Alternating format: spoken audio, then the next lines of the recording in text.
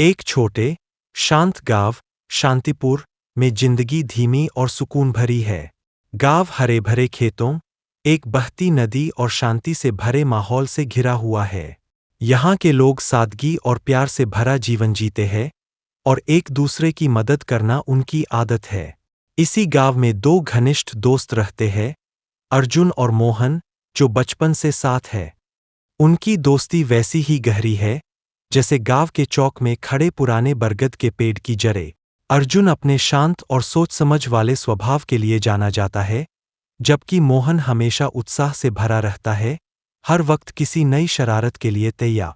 दोनों की शख्सियत भले ही अलग है, लेकिन वे एक दूसरे को पूरी तरह से समझते और पूरक बनते हैं।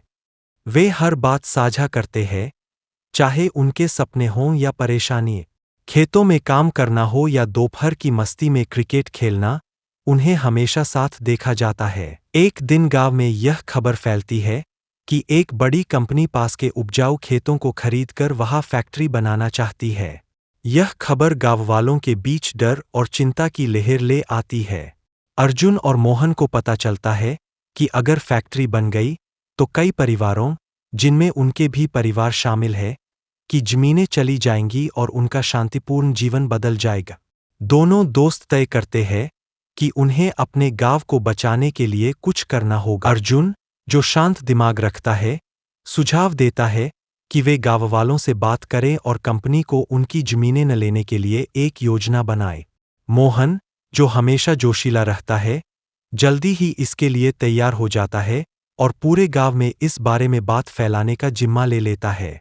दोनों दोस्त घर घर जाकर समर्थन जुटाते हैं और चर्चा करते हैं कि कैसे वे अपनी आवाज सरकार तक पहुंचा सकते हैं। कंपनी के अधिकारियों से मिलने के दिन पूरा गांव एक साथ आता है। अर्जुन और मोहन के नेतृत्व में गांव वाले एक शांतिपूर्ण रैली आयोजित करते हैं और सरकारी कार्यालय की ओर बढ़ते हैं। उनके पास हमारे खेत बचाओ और हमारे घरों का सम्मान करो जैसे संदेश लिखे हुए बैनर होते हैं। अर्जुन समझदारी से बोलता है और बताता है कि कैसे फैक्ट्री से उनकी जमीन और जीवन पर असर पड़ेगा। मोहन अपने जोश से सभी को प्रेरित करता है। गांव वालों की बातें सुनने के बाद अधिकारी उनके प्रस्ताव पर पुनर्विचार करने के लिए तैयार हो जाते हैं। वे वादा करते हैं कि वे एक ऐसा समाधान ढूंढेंगे जिससे विकास हो लेकिन उपजाऊ जमीन नष्ट न हो। गांव वाले राहत की सांस लेते हैं और उम्मीद की एक किरण महसूस होती है। अर्जुन और मोहन समझ जाते हैं कि जब लोग एक साथ किसी लक्ष्य के लिए खड़े होते हैं, तो बड़े से बड़ा मसला भी सुलझ सकता है। उनकी दोस्ती अब और भी मजबूत हो गई है और गांव में एकता की मिसाल बन गई है। उस शाम गांव में बरगद के पेड़ के नीचे एक छोटी सी दावत का आयोजन होता है।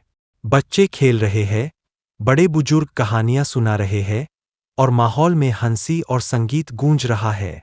अर्जुन और मोहन एक पल के लिए चुपचाप बैठते हैं, आसपास के खुश चेहरों को देखते हैं।